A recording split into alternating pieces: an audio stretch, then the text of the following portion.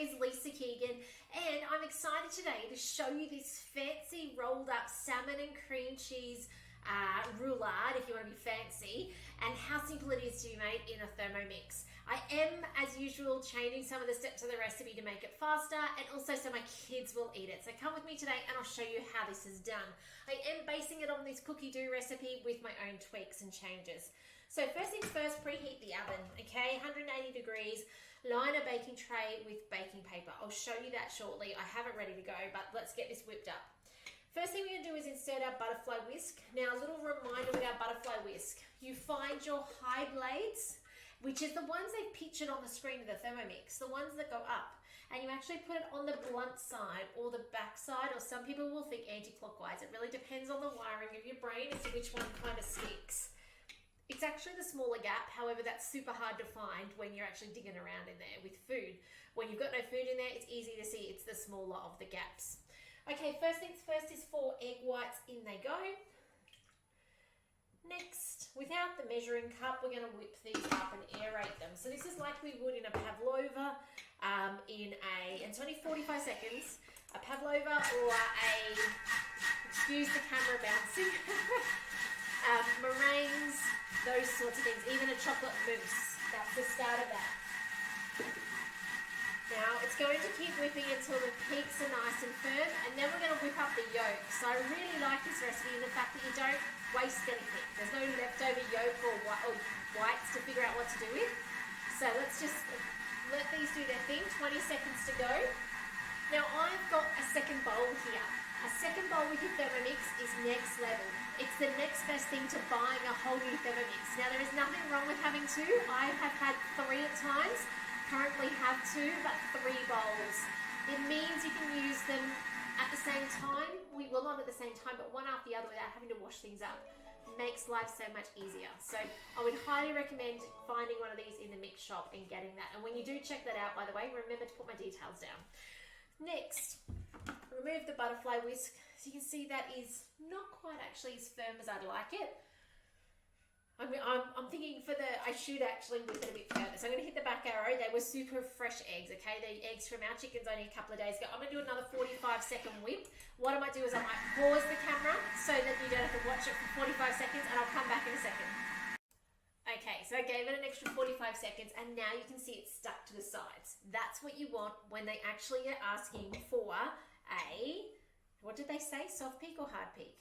Hard peak, where it's stuck to the sides. The message isn't coming up for me the second time.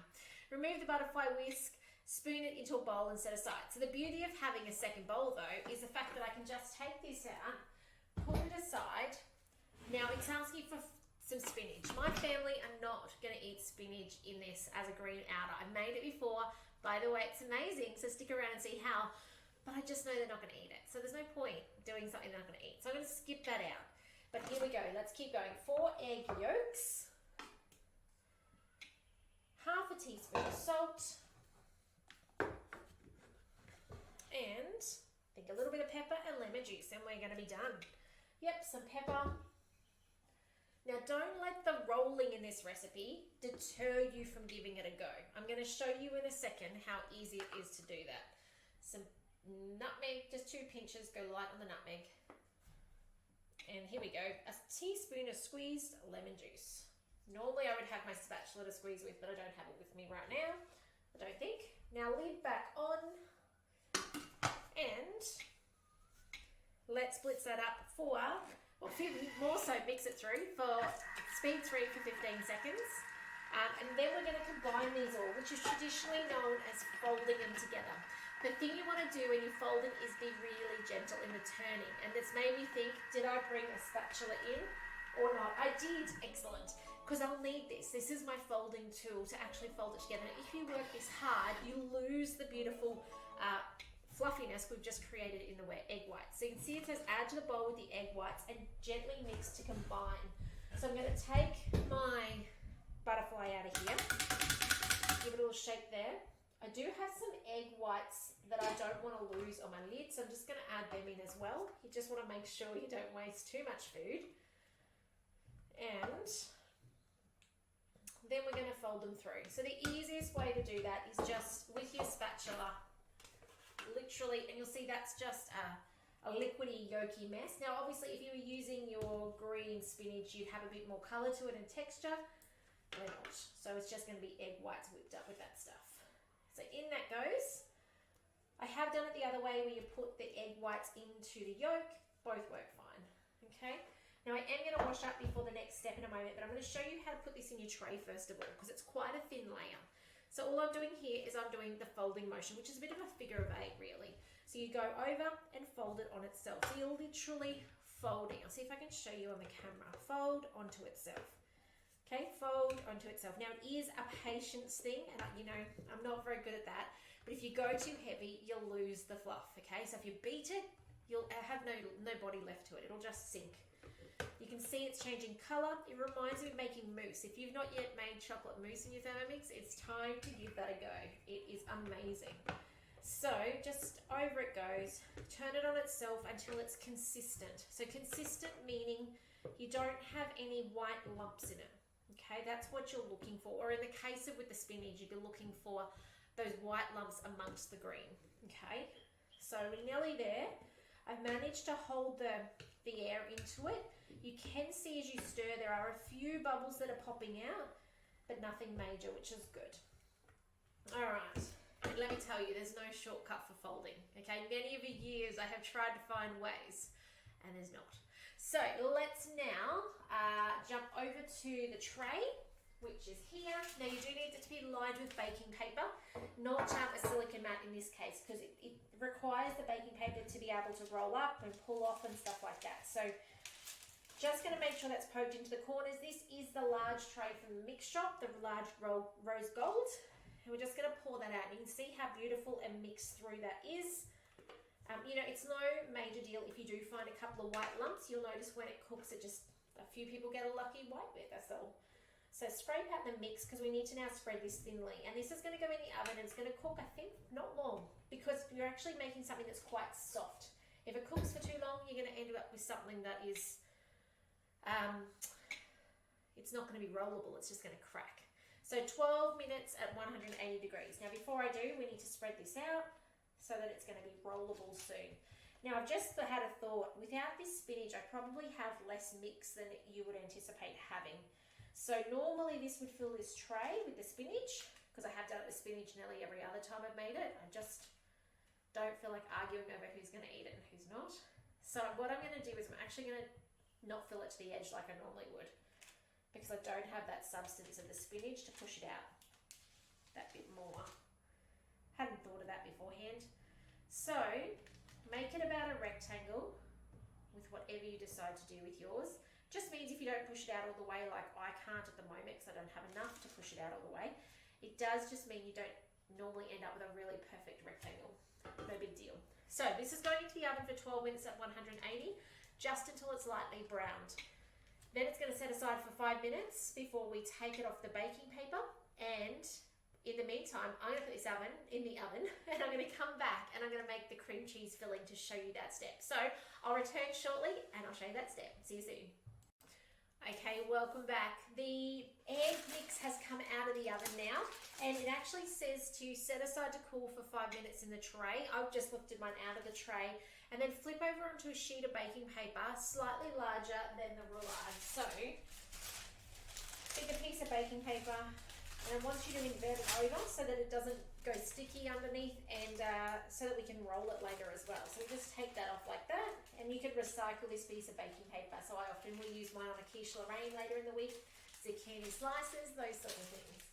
So that's there for later. It has to cool now because we can't put the cream cheese mix on here while it's still hot, because it's going to melt it and make it all gooey. But what I can do is show you that step now.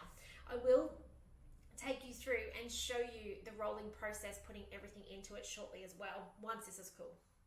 So gently peel away the paper and set aside. Done that. Clean the dry mixing bowl. Did that. Okay, so fresh dill. I don't have any. I don't even have the dried stuff, or if I do, I can't find it. So I'm going to use some thyme today. Use what you've got. Use nothing. Use parsley. Use mixed herbs. Honestly, whatever you've got that you think might go nice with salmon. Okay, insert the measuring cup. Ordinarily you chop that, we skip that step, scrape down the sides. Okay, cream cheese softened. 350 grams of cream cheese. Now, depending on your brand you buy will depend on the size and how much you need, okay? I have noticed that there is a particular brand, and I won't mention it, here in Australia, who has started to change their packaging down to smaller bits. So the box looks the same size as the brand that's been around for a long time, but when you actually look at the weightage is less. So do check whether your block is the standard 250 or whether they are offering something smaller. Okay, so just something to be mindful of when we do go shopping for these things.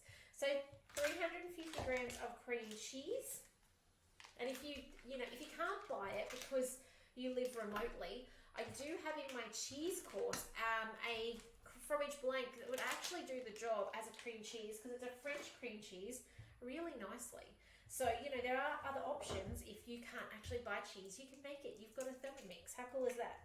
So here's my other little bit. In it goes. Okay. In that goes. I do believe as well that the traditional cream cheese brand that's been around for a very long time, that hasn't changed the size of their packaging, I believe as well that theirs actually has less numbers and additives and preservatives in it as well. But read your labels, get educated on what you're eating in your food so that you can decide if that's right for you and your family. Okay, that's close enough for me. Horseradish. Now, I bought this specifically to make this recipe 6 months ago or so, and didn't actually know what it is, but quite like it. Now, if you didn't have it, Dijon mustard would be your substitute, okay? So it's 20 to 30 grams of horseradish. All right, we're going 28 today.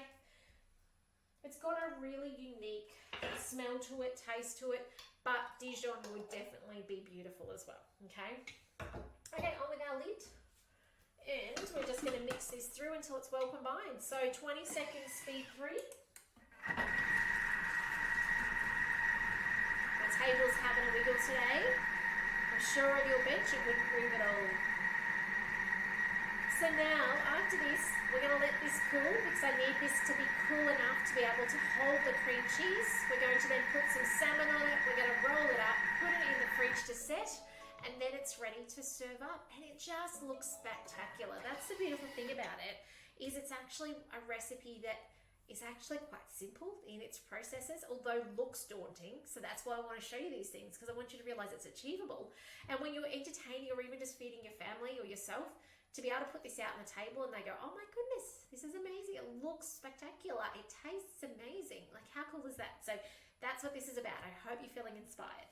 So I'm not going to go on with this recipe yet because there's no point till this is cool enough to roll. Just a little FYI, I have made it before in a haste without the time to let this cool, because it doesn't take long to cool. Like, this is really thin. Like, if you look at it, I don't know if that conveys really well, but it's really quite thin. Like, it's oblate thickness. So it's not going to take ages, all right? I have put it on warm before, but it definitely then is soggier and harder to cut and keep it nice, like shape-wise, all right? So that's just a little bit of word of warning for the one who always tries to shortcut things. So I'm going to come back in, say, about 10 minutes. I'll bring the salmon with me. I'm going to show you how we assemble this, roll this, and then it'll go in the fridge. And just another word of warning, cooler is better when you go to slice it, because if you try and do it while it's not yet set, that cream cheese, you'll find that it just makes it messy. It's okay if you're feeding your family, but probably better if you're feeding your friends and family if it's nice and pretty. So just a little word of warning, it is better to go in the fridge. So I'll come back shortly and I'll show you this rolling step, and I can't wait to see you have a go at this. Please do put in the comments if you are giving it a go. Tell me what you think. Do like and subscribe and share this YouTube channel with your friends and family, because I want them to get inspired with what a Thermomix can do to help them as well. So see you in a couple of minutes time. Okay, it's time to finish this off. Now, don't worry about what's going on in the Thermomix at the back. That's actually just some broccoli steaming for something else. So this is cool now, but it's not cold. It's just come to room temperature, and I have spread it over the cream cheese. Now, a bit of advice is if you do have the time to get the cream cheese out of the fridge so that it's not cold, it'll spread easier. Mine was a little more challenging, but that's usually how I roll because I'm too hasteful at doing things and not organized enough. So When it is thick like this to spread out, I just use the spatula to spread it. I did use a knife at times as well to get it spread out. It didn't take long. It took only a couple of, not even a minute probably. But it is that thing of, you know, if it was a bit softer, then it probably spreads easier. Now we go and we lay on top our beautiful bits of salmon. Okay, so let's see if I can get this out of here. Got to say, not my most favourite job. Those of you who watch along regularly know me, and touching my meats is not my favourite job. But anyway, don't mind salmon. I do like salmon as a food to eat. Alright, so we just want to spread it over, single layer, over the cream cheese. So that, oh, there's a little bug. Go away, little bug. We don't want you for dinner or brunch or any other time. So, just spread this out. I'm trying to break up this big bit. I think this is layered, yet it is there. There it is. So, just going to layer this over the cream cheese. You'll notice I've left a gap here at the end. I find it easier at the end if you have a space there so that your filling does not ooze out. Okay, totally up to you, totally optional, but I just find even scrolls and stuff, when I'm making those, I leave that little space at the end there so that the food can get out. So round we go.